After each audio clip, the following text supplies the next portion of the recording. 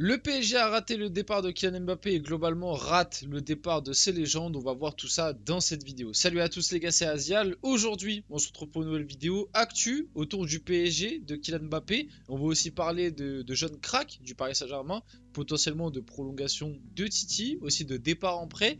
On va parler du départ, encore une fois, de Mbappé vis-à-vis de sa dernière, des adieux du côté du Parc des Princes. Revenir sur la communication, notamment du Paris Saint-Germain, parce que oui, à l'heure actuelle, ça fait une semaine qu'Mbappé a annoncé qu'il quittait le club officiellement, qu'il ne prolongerait pas, et le PSG n'a toujours pas communiqué, lui, vis-à-vis de ses relais, n'a toujours pas communiqué sur Mbappé, ne lui a toujours pas fait finalement de petits messages d'adieu, comme c'est récurrent sur les réseaux du PSG. On va peut-être attendre la fin de saison pour que ce soit le cas, mais pour l'instant, ça n'a toujours pas été fait. On va voir pas mal de choses, bien évidemment, avant que la vidéo commence, n'hésitez pas à la liker, à commenter, à partager et à vous abonner, ça fait toujours plaisir et ça aide pour le développement de la chaîne, et on peut y aller dès maintenant.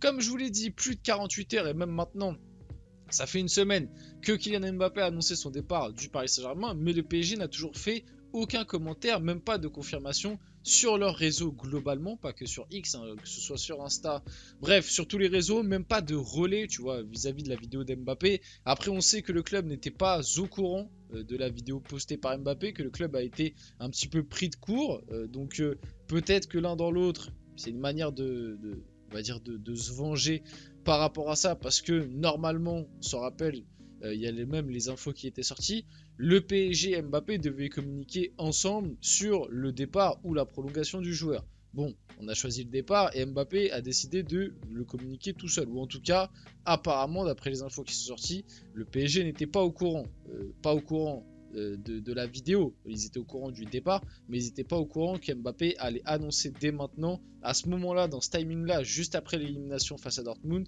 qu'il allait faire cette vidéo, qu'il allait la poster sur ses réseaux sociaux, et qu'il n'allait pas la poster via les réseaux du PSG, ce qui normalement est le cas. Je tiens à le rappeler que généralement, quand il y a ce genre de message d'adieu, quand il y a ce genre de décision, comme on l'a eu cette saison par exemple avec Thiago Silva, sa vidéo où il annonce qu'il quitte Chelsea, il l'a fait via les réseaux sociaux du club de Chelsea, pas via ses réseaux sociaux à lui. Donc encore une fois, ça montre voilà, le cas Mbappé quoi, dans toute sa splendeur, la relation entre les parties, ça montre que fallait que ça s'arrête en fait. Ça montre tout ça, ça montre toutes les limites de cette relation.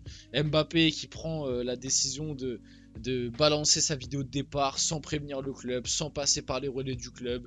Et il passe par ses relais individuels. Le PSG qui décide de ne pas communiquer sur Mbappé alors que ça reste quand même un joueur important de ton histoire. Ça reste quand même un joueur marquant, le meilleur buteur de l'histoire de ton club. Aucune communication, même pas un petit commentaire, rien. C'est le PSG et le Mbappé dans toute sa splendeur, avec les deux qui ont leurs gros défauts. Il ne faut jamais incriminer que l'un dans cette histoire, il faut toujours incriminer les deux, parce que les deux, c'est eux, les deux parties qui ont fait foirer complètement cette histoire. Particulière finalement la dernière soirée de Kylian Mbappé au Parc des Princes et les adieux du Parisien. On en a déjà un peu parlé, mais on peut le refaire. Entre les sifflets au début du match, après il y a eu le tifo, finalement son but où il a été plutôt applaudi par tout le stade, malgré tout la défaite avec une prestation plutôt catastrophique du PSG, mais ça on a l'habitude lors des dernières journées au parc et des adieux récemment, et aucune cérémonie d'adieu de la part du PSG. Et moi, comme je vous l'ai toujours dit, la soirée, c'est pour ça même j'avais titré, j'en avais fait une vidéo. Si ça vous intéresse, allez la voir, parce que comme ça on parle un peu plus de la soirée. Là je vais essayer de un peu plus concrétiser dans cette vidéo, mais la soirée je l'avais trouvée extrêmement bizarre et limite honteuse, de manière à que déjà Mbappé soit autant célébré par le Cup pour les raisons qu'on lui connaît, hein. On a bien compris qu'il y avait peut-être quelque chose qui était passé sous la table, entre guillemets, même si on n'a pas de confirmation, mais on l'a bien compris. Que Mbappé soit autant célébré par le Cup, ça m'a dérangé quand on sait tout ce que Mbappé a fait de mal pour le club, et que normalement quand tu es supporter du Paris Saint-Germain, quand tu es un ultra du Paris Saint-Germain, tu es censé prioriser ton club vis-à-vis d'un joueur, tout joueur qu'il est. Le club est toujours au-dessus des joueurs, hein. C'est d'ailleurs nous les supporters, on n'arrête pas de rabâcher ça, et pour moi le Cup, vis-à-vis de cette célébration, a préféré prioriser le joueur plutôt que le club. Même si je suis pas en train de dire qu'Mbappé il a tout fait mal, qu'Mbappé il méritait pas de cérémonie, vous allez comprendre. Je pense juste que la manière dont tu as célébré le Cup et dont les adieux ont été organisés par le Cup, c'était trop. Ça faisait trop faux et c'était trop. Maintenant, que le PSG n'ait pas fait vraiment un petit truc, mais juste pour le geste, au moins une petite cérémonie d'adieu pour Mbappé. Et c'est pour ça que moi je vous avais dit, limite, c'est mieux pour tout le monde que Mbappé, entre guillemets, ait organisé ça avec le Cup. Parce que sinon, on serait passé encore pour des débiles au Paris Saint-Germain. Et la soirée aurait eu un climat encore plus bizarre et nocif. Parce que, à part la célébration du Cup, finalement, Mbappé n'a eu aucun hommage. Même pas un petit mot du speaker, même pas une petite prise de parole d'Mbappé pour sa dernière au parc. Juste, tu prends le micro 5 secondes, tu dis bon, vous avez vu ma vidéo, je vais partir, merci pour tout. Et ici c'est Paris, tu vois. Juste avant de partir, tu fais ça. Je pense que ça aurait largement suffi. Pas besoin de faire des tonnes et des tonnes parce que tu pars quand même dans un contexte compliqué. Tu pars libre, renforcer un concurrent direct. Tu pars en étant en embrouille complète avec la direction et sportivement tu t'es quand même bien foiré sur les dernières semaines alors qu'on t'attendait au tournant pour ta dernière saison. Donc tu pars dans un contexte compliqué, n'en fais pas trop. Le club aurait juste organisé ça vite fait, c'est juste pour la symbolique, ça aurait été suffisant et j'aurais préféré avoir ça, un hommage on va dire simple mais efficace plutôt que ne pas avoir d'hommage organisé par le club et que le Cup nous fasse un tifo alors que le Cup n'a jamais fait de tifo pour plein de légendes qui sont passées par le PSG récemment, les Thiago Silva, etc.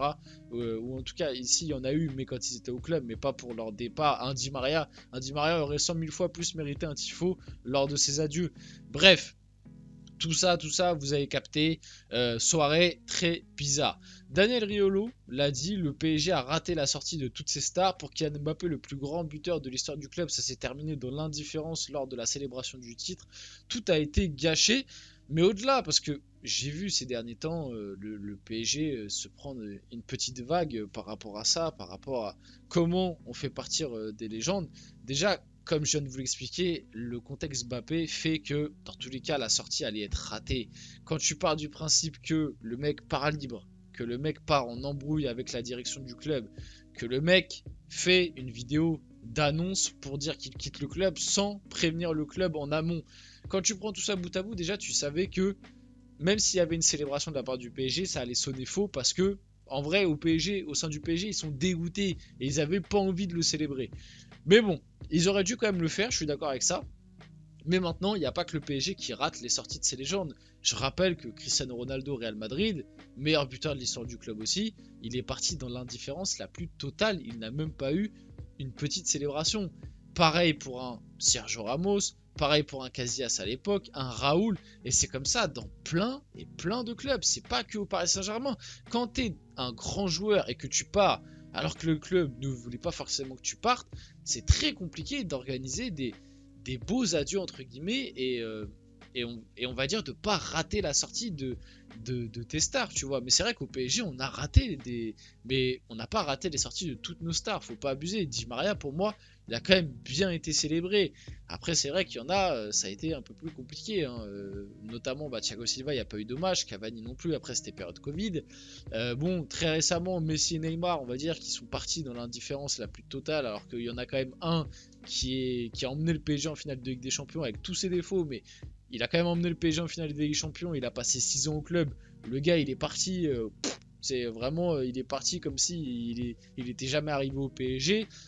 Zlatan à l'époque avait eu un bel hommage, je trouve, c'était plutôt sympa. Thiago Motta aussi, tu vois, donc on rate pas non plus toutes nos stars, mais c'est vrai que là, très récemment, ça a été un peu plus compliqué, on va dire. Maintenant, c'est comme ça, et comme je vous le dis, je vous ai donné l'exemple pour le Real Madrid, ça arrive dans plein de clubs, même en vrai, le Barça, tu vois, le départ de Messi, je trouve pas que ce soit un départ réussi, tu vois. Je pense que le départ de Messi du Barça, il est aussi plutôt raté, donc c'est un peu comme ça dans tous les clubs, faut pas que pointer du doigt le PSG.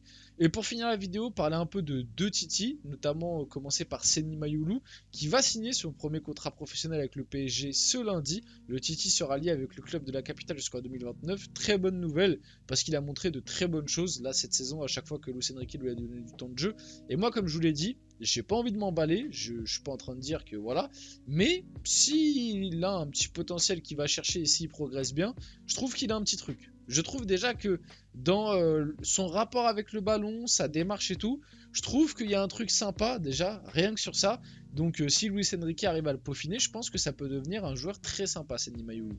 Et Yoram Zagué pourrait rester dans l'effectif du PSG la saison prochaine sans être prêté. Le club cherche une doublure pour Achraf Hakimi avec Mukiele sur le départ, mais Zagué est envisagé pour un rôle de 3e choix au poste, qui peut être une bonne décision. Hein. Avoir un Zagué qui peut dépanner à gauche et à droite en numéro 3, pourquoi pas. Luis Enrique a l'air de beaucoup l'apprécier. Il a montré un peu plus de limites, moi je trouve personnellement, mais pareil, je pense que si Luis Enrique arrive à le peaufiner, ça peut être un très bon joueur à l'avenir. On va arriver sur la fin de cette vidéo, j'espère que la vidéo vous a plu. Si c'est le cas, n'hésitez pas à la liker, à commenter, à partager et à vous abonner les gars. C'était Azial, et on se retrouve très rapidement pour une prochaine vidéo.